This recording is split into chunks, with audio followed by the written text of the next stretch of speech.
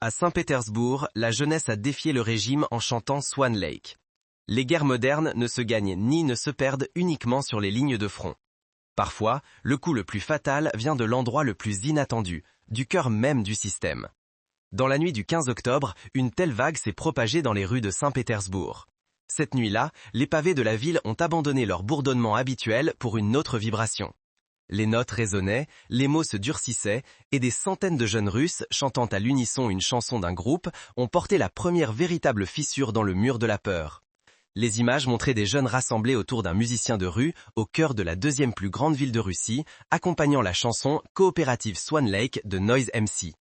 Les lumières des téléphones s'élevaient par vagues, le rythme marquait le temps, et à mesure que le refrain s'amplifiait, les nerfs de la place se tendaient. Une telle scène est rare en Russie. Même chanter une simple mélodie peut être associée aux accusations d'extrémisme du régime, de discrédit de l'armée et entraîner de longues détentions. Pourtant, la chanson a été entonnée et diffusée malgré tout. En quelques minutes, des vidéos ont circulé sur les réseaux sociaux, sont devenues des nouvelles, et à mesure que les vues augmentaient, le récit du Kremlin selon lequel tout est sous contrôle a vacillé pour une nuit. La chanson n'a pas été choisie au hasard. Les paroles ciblaient directement la propagande de guerre, le bruit monotone déversé par les écrans et le mélange de peur et de complaisance instillé dans les oreilles des jeunes. Elle s'appuyait sur une illusion, l'un des symboles les plus chargés de l'histoire soviétique, le lac des cygnes. La télévision d'État diffusait autrefois ce ballet comme un rideau hypnotique lors des décès de dirigeants, des tentatives de coup d'État ou des intrigues de palais. Le public comprenait immédiatement que quelque chose se brisait en coulisses. Ainsi, lorsque les jeunes ont scandé que les cygnes dansent, cette nuit-là, ils invoquaient non seulement un ballet, mais la fragilité d'un régime, les nerfs tremblants du pouvoir en coulisses. C'est pourquoi Coopérative Swan Lake circule aujourd'hui comme l'hymne officieux d'une génération emportée par la guerre. Chaque refrain capture le pouls d'une nouvelle intelligence, d'un nouveau courage qui dit « assez, c'est assez ». Dans le même temps, les comptes alignés sur le Kremlin et les cercles de propagande déversaient, comme prévu, leur colère. Les étiquettes habituelles comme « traître »,« agent étranger » et « poignard dans le dos de la patrie » débordaient des textes, tandis que des interprétations fantaisistes circulaient, suggérant qu'une place ordinaire à Saint-Pétersbourg était le théâtre d'une opération ennemie. Ce langage sert deux objectifs. Premièrement, criminaliser ceux dans la foule et accroître la légitimité sociale de punitions plus sévères. Deuxièmement, recoder le message. Taisez-vous, regardez ce qui arrive aux millions restants. Mais ce soir-là, le sentiment que aucun de ces objectifs ne fonctionnait parfaitement s'est renforcé, car les images virales ont atteint les écrans des millions silencieux, éveillant le sentiment « j'aurais pu être là ». À peu près. Depuis 2022, les lois adoptées en Russie, basées sur des concepts vagues comme le discrédit de l'armée ou l'atteinte au prestige de celle-ci, démantèlent légalement l'opposition publique, tandis que le régime des agents étrangers étouffe les revenus, l'expression et les canaux d'organisation des voix indépendantes restantes dans le pays. Ces normes peuvent punir non seulement un rassemblement organisé, mais aussi une chanson de rue, un slogan, une banderole, voire parfois un emoji. Le système, renforcé depuis 2012, s'est presque entièrement verrouillé dans une logique d'immobilisation depuis 2022. Le silence de l'arrière-garde est devenu la cible même de la loi. C'est pourquoi même quelques minutes de chant choral à Saint-Pétersbourg peuvent être considérées comme un risque trop grand pour le système. Cependant, dans les sociétés autoritaires, la musique est souvent le langage des référendums non autorisés. La chanson en question, avec sa référence au collectif O0, s'attaque au cercle de Poutine, tout en réunissant presque toute la mémoire post-soviétique dans un seul cadre avec le motif du lac des cygnes. Les décès des dirigeants dans les années 1980, les jours du coup d'État de 1991, ce monde intermédiaire rempli de ballets à l'écran. Lorsque tout cela est relié au présent, le message suivant émerge. L'odeur de la crise était la même à l'époque. La scène a changé, mais la musique reste. Cette comparaison résonne également avec l'intuition historique de la jeunesse, car au cours de la dernière décennie, une génération grandissant dans les grandes villes a souvent établi son premier contact avec la politique à travers la musique et les micro-performances sur les places publiques. Le cœur de cette nuit-là est précisément le produit de cette économie de transition. La mémoire au lieu du spectacle, un rythme chaleureux au lieu de bannières froides, le courage de chanter ensemble plutôt que la peur. Bien qu'il n'y ait qu'une seule chanson sur scène, trois fils s'entrelacent en arrière-plan.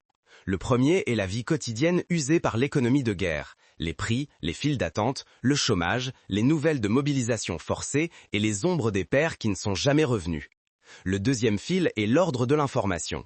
Dans une guerre de perception oscillant entre la voix monotone des écrans et la polyphonie chaotique des chaînes Telegram, les petites vidéos, les histoires anonymes et les courts morceaux de musique deviennent la bibliothèque personnelle des jeunes. Le troisième fil est le régime d'asymétrie juridique. On ne sait pas qui fera face à quelle punition, quand, où et pour quels mots. Cette incertitude maintient la peur vivante d'un côté et de l'autre affaiblit les barrières de certains jeunes qui se disent « je serai puni de toute façon ». L'écho de la nuit à Saint-Pétersbourg s'est amplifié à l'intersection de ces trois voies. Il est nécessaire de lire la signification politique de ce développement sans l'exagérer. L'effondrement d'un régime ne se produit pas du jour au lendemain, mais il peut devenir visible en une nuit. Cette visibilité n'est d'abord qu'un indice, puis elle devient une répétition. Ensuite, elle change de géographie. Enfin, avec une mise en scène légèrement plus audacieuse, elle se transforme en un grand appel. Les grandes villes russes ont un terrain différent en termes d'âge, d'éducation et de réseau de communication. Ce terrain est façonné au milieu des générations directement touchées par les vagues de mobilisation, qui ont perdu des amis et sont partis à l'étranger. La chanson de cette nuit-là fut une brève émergence de ce terrain. Chanter malgré le risque juridique élevé était une déclaration nue de rupture avec l'indifférence. Du point de vue du Kremlin, cependant, le tableau est démoralisant. L'étiquette d'agent étranger est appliquée sans distinction. Les figures indépendantes du milieu culturel sont marquées une par une. Les tribunaux criminalisent à peu près toute critique sous les accusations d'extrémisme et de discrédit de la guerre. Mais tout ce resserrement ne peut empêcher la prolifération d'un autre langage en dehors de la vitrine, surtout parmi les jeunes. Il y a une chanson dans le langage des silencieux. Il y a une implication dans le langage de la chanson. Il y a un jour dans cette implication. C'est ce sentiment d'un jour que les régimes autoritaires craignent le plus. Les paroles de la chanson choisies par les jeunes, avec les mots « Où étais-tu pendant 8 ans ?», révèlent également la tension historique qui croît depuis l'occupation de la Crimée. Cette phrase n'est pas seulement un règlement de compte avec la politique étrangère, mais aussi avec le silence intérieur. Nous étions silencieux ce jour-là, nous parlons aujourd'hui. L'écart générationnel est ici plus marqué. Alors que la génération plus âgée a des réflexes qui acceptent la télévision comme seule source d'information, la jeune génération décrit l'écran comme un haut-parleur qui crie au visage. L'impact de cette différence sur la politique ne se traduit pas immédiatement en résultats électoraux demain. Cependant, à moyen terme, elle augmente la distance avec le régime dans la culture urbaine, les couloirs universitaires, les secteurs créatifs et l'économie numérique. De plus, ces événements à Saint-Pétersbourg ne sont pas isolés, même dans l'histoire récente. Le 8 octobre 2025, le contrat social tacite de Vladimir Poutine avec le peuple russe, qui durait depuis plus de 20 ans, a été déchiré devant des millions de personnes au centre de Moscou, devant la Banque centrale, le cerveau financier du régime. Le peuple a organisé un rassemblement contre les politiques de la Banque centrale russe. Les premières images de la rue, avec des cris de « l'inflation détruit le pays », transmettent bien plus que la colère d'une poignée de courageux. En décryptant l'anatomie de cette action, le contenu des revendications et la réaction paniquée de l'État, l'image qui émerge est bien plus qu'une simple protestation. C'est un manifeste économique. Tout d'abord, il faut examiner l'identité des manifestants. Le groupe à l'origine de la protestation est un parti politique non enregistré connu sous le nom d'Autre Russie. Ce détail est important car il montre que ces personnes ne sont pas des citoyens apolitiques ordinaires. Chaque pas qu'ils font et chaque mot qu'ils prononcent porte une signification politique. Ils forment un groupe d'avant-garde qui n'a pas été intimidé par la répression du régime et a osé surmonter le mur de la peur. Leur choix d'une cible symbolique comme la Banque centrale souligne que leur message s'adresse aux technocrates économiques du Kremlin et à Poutine lui-même. Cette action n'est pas une manifestation de rue aléatoire, mais une flèche visant le château. Cependant, ce qui donne véritablement à cette action le caractère d'un sabotage, c'est le contenu des revendications exprimées par les manifestants. En examinant ces revendications une par une, on constate que chacune vise à briser un rouage différent de la machine de guerre russe. Leur première revendication est d'instaurer des prix fixes pour les produits alimentaires de base. À première vue, cela peut sembler une demande sociale innocente, mais sa lecture stratégique est la suivante. Le peuple russe lutte contre la faim Et cette situation a le potentiel de démoraliser non seulement les civils, mais aussi des dizaines de milliers de soldats au front.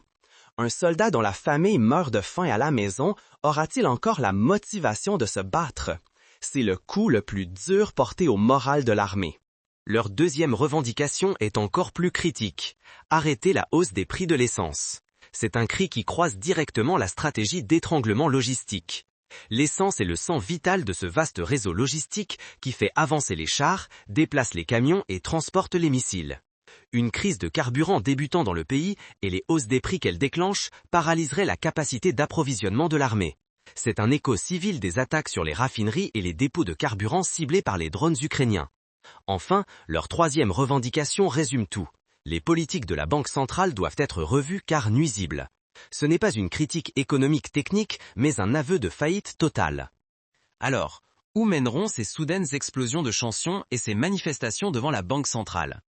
D'abord, des micro-rituels, autocollants, affiches à code QR, graffitis murs au cours et protestations acoustiques murmurées par 20 personnes dans le sous-sol d'un passage.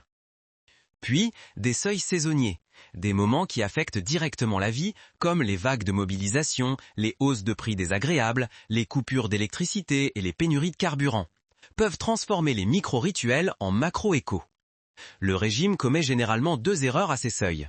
Soit il intensifie l'émotion en répondant par une violence excessive, soit il la laisse croître en la minimisant.